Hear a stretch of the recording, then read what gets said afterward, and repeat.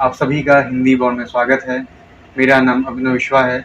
मैंने अपना प्रस्नातक हिंदी साहित्य से इलाहाबाद विश्वविद्यालय से किया है तथा मैंने प्रथम प्रयास में नेट परीक्षा को उत्तीर्ण किया। आज हम इस विषय पर बात करने वाले हैं कि किस तरीके से कम समय के अंदर एक अच्छी रणनीति के साथ हम सब इस एग्ज़ाम की तैयारी कर सकते हैं। सबसे पहले हम बात करते हैं इस एग्ज़ाम के सिलेबस के बारे में। इस एग्ज़ाम में टोटल 150 क्वेश्चन पूछे जाते हैं, जिन 150 क्वेश्चन के अंदर 50 क्वेश्चन कॉमन होते हैं हर छात्रों के लिए, हर विषय के लिए, और उसके साथ 100 क्वेश्चन हमारे चुने गए विषय के होते हैं। अगर हिंदी साहित्य की बात की जाए तो आने वाले लेटेस्ट पैटर्न के अनुसार इस समय हमारा यूनिट 5 से लेकर यूनिट 10 का जो पोर्शन है, जिसमें यूजीसी द्वारा चुनी गई कविताएं, कहानियाँ, उपन्यास, अन्य गतिविधियाँ, इसमें रेखा चित्र है, संस्मरण है, डायरी लेखन आदि आदि है, इसका बहुत बोलबाला है, क्योंकि इसमें से 70 से 60% प्रश्न जो परीक्षा के हैं वो पूछे जाते हैं। और इसके साथ जो इकाई 1 से 4 तक है, जिसमें हिंदी भाषा, उसका विकास, हिंदी साहित्य का इतिहास, हिंदी साहित्य का गद्य, काव्यशास्त्र, अन्य और वैचारिक पृष्ठभूमि से प्रश्न आते हैं।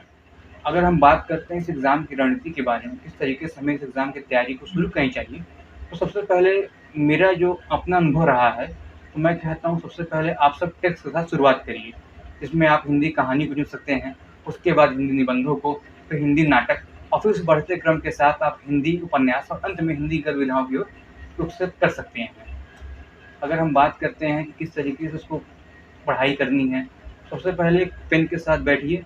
किसी भी कहानी में, उपन्यास में या अन्य गतिविधियाँ, निबंध के अंदर जो महत्वपूर्ण पहलू हैं, नाटक के अंदर महत्वपूर्ण पात्र हैं, कितने दृश्य हैं, दृश्य कहाँ शुरू हो रहा है, कौन किस किस जगहों का नाम लिया गया है, कौन कौन विशेष लोग हैं, विशेष कथन आदि को आप पढ़ सकते हैं। जैसे इस बार एग्जाम में प्रश्न आया था कि नाखून क्यों बढ़ते से हैं, 4 उदाहरण दिए गए थे, पूछे गए थे इसमें से कौन सा उदाहरण जो है वह निबंध के अंदर संग्रहित है।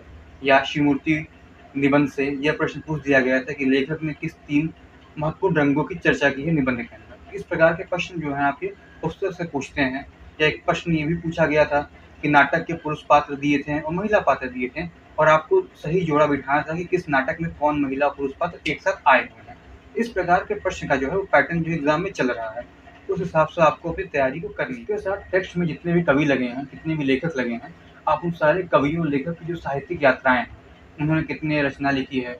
उदाहरण के लिए हमारे नागार्जुन कवि, उनकी कितनी कविताएं हैं, पहली काव्य संग्रह कौन सा था, पहली काव्य कविता उनकी किस संग्रह में या किस पत्रिका में प्रकाशित हुई, उनका पहला उपन्यास कौन है, कितना उन्होंने उपन्यास लिखा। इस तरीके से आपका हिंदी साहित्य के इतिहास में जो क्वेश्चन है वो भी साथ साथ आपका तैयार होता रहेगा। अब बात करते हैं हम लोग अपने पाठन सामग्री के बारे में। हिंदी विषय में हम लोग किन पुस्तकों का प्रयोग कर सकते हैं अपनी तैयारी को और मजबूत बनाने के लिए। सबसे पहले हम लोग इस पहली किताब का नाम बताने जा रहा हूँ, वो है गोविंद पांडे सरस्वती पांडे, जिसमें हिंदी साहित्य के इतिहास बहुत सुंदर और संक्षिप्त रूप में लिखा गया है। उसके साथ डिटेल में काव्यशास्त्र, वैचारिक पृष्ठभूमि और अन्य साहित्यिक विधाएं या टेक्स्ट के पोर्शन के रिवीजन के रूप में अगर आपको पढ़ना है तो आप दृष्टि किताब को ले सकते हैं। दृष्टि के अंदर महत्वपूर्ण प्रश्न दिए हैं हर यूनिट के बाद, जो आपकी तैयारी को और सख्त करते हैं। इसके साथ एजीपी के प्रीवियस ईयर को भी आप ले सकते हैं, जिसके अंदर एक अच्छे से एक एनालाइज वे में प्रीवियस ईयर के क्वेश्चन आंसर को दिए गए हैं। और साथ में आप यूट्यूब पे सहायता ले सकते हैं। यूट्यूब पे बहुत सारे टीचर हैं जो अच्छे तरीके से हिंदी साहित्य कंटेंट पढ़ा रहे हैं। उदाहरण के अनुराज एकेडमी सर, इस पे अगर आप हिंदी कविता पढ़ते हैं तो बहुत सुंदर तरीके से उन्होंने सारी हिंदी कविताओं को पढ़ाया है। इसके साथ आप एजीपी के प्रीवियस ईयर की सहायता ले सकते हैं, उससे आपको परीक्षा के लेटेस्ट पैटर्न के साथ साथ रिविजन में बहुत सहायता। इसके साथ साथ आप ये भी कर सकते हैं कि जो भी आपके लेखक टेक्स्ट के पोर्शन लगे हुए हैं, हम उन सारे लेखकों के साहित्यिक रचनाओं को क्रम को याद कर सकते हैं। उस तरीके से साइड बाय साइड आपका हिंदी साहित्य इतिहास में तैयार। पेपर 1 की बात की जाए तो हर साल आपके 5 क्वेश्चन डीआई के, 5 क्वेश्चन कम्प्रीहेंशन के और कम से कम 5 से लेकर 6 क्वेश्चन लॉजिकल रीजनिंग और आपके मैथ से आते हैं। अगर आप इन विषयों को अच्छे से तैयार कर लेंगे तो कम से कम आपका 15 क्वेश्चन बहुत सॉलिड तैयार हो जाएगा, जो कहीं नहीं गया आपका नंबर है। इसके साथ आप अगर आपको तैयारी करनी है तो आप कम्प्रीहेंशन टीचिंग एप्टीट्यूड शुरुआत करिए। इसकी थ्योरी बहुत आसान है और इसको पढ़ने का तरीका ये रखिए कि उसको कैसे आप डे टू डे अपने लाइफ के अंदर इन्वॉल्व कर रहे हैं। हायर एजुकेशन को और आईसीटी को इस तरह पढ़िए कि उसके बहुत जो क्वेश्चन आते हैं बहुत फैक्चुअल होते हैं। उदाहरण के लिए कंप्यूटर में वैक्यूम ट्यूब का कब आविष्कार हुआ, या किस जनरेशन कंप्यूटर के अंदर वैक्यूम ट्यूब होते हैं, यूजीसी गाइडलाइंस क्या हैं आपकी हैं, किस संस्था का क्या प्रयोग है, ऐसे क्वेश्चन आते हैं जो बहुत फैक्चुअल हैं।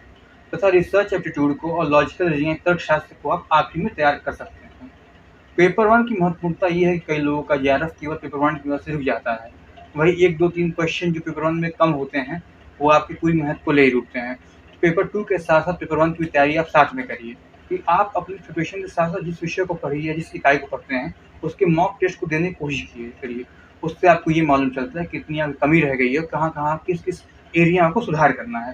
तथा बहुत सारे ऐसे ऐप हैं जहाँ पे आपको प्रीवियस ईयर मॉक मिल जाएंगे और लगातार जितना हो सके उतना प्रीवियस ईयर मॉक दीजिए कि जिससे जितनी आपकी तैयारी अच्छी होगी। और जैसे कि रसखान जी ने कहा है कि करत करत अभ्यास जड़मत हो सुजान, कसरी यावत जात है सिल पर पड़ निशान। अब जितना अभ्यास करेंगे, जितने अपनी चाकों को आप धार लगाएंगे, उतना आपकी पढ़ने की क्षमता, उतना नंबर अच्छा आएगा, उतना कॉन्फिडेंस गेन होगा, जो कहीं ना कहीं आपके एग्जाम वाले दिन आपको बहुत सहायता करेगा। और अंत में इतना ही कहना चाहता हूँ कि अगर मेरे जैसा एवरेज लड़का इस एग्ज़ाम को पहले अटेम्प्ट क्वालिफाई कर सकता है तो आप ज़रूर कर लेंगे। विकास सर को धन्यवाद हमें मंच देने के लिए।